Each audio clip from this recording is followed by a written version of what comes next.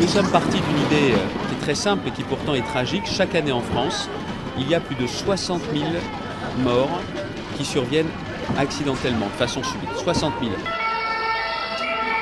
On a eu beaucoup de jeunes, d'enfants, donc on les accroche très très bien.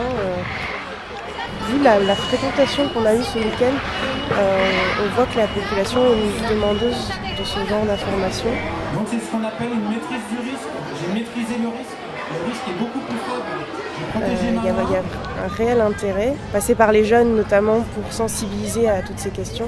C'est un formidable vecteur parce que c'est les citoyens de demain et parce que c'est eux aussi qui vont ensuite sensibiliser leurs parents. J'étais avec des enfants à l'instant qui, dans la maison géante, avaient à répondre à la question: est-ce qu'un enfant peut se servir d'un sèche-cheveux tout seul dans la salle de bain?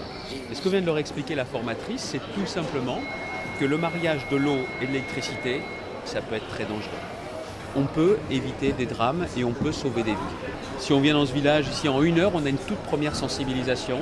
Si on a 8 heures devant soi, c'est gratuit, on est complètement formé. Et derrière, on se sent beaucoup mieux préparé pour éviter l'irréparable et la tragédie. Ce village de la prévention, c'est une première en France, mais il ne faut pas s'arrêter là.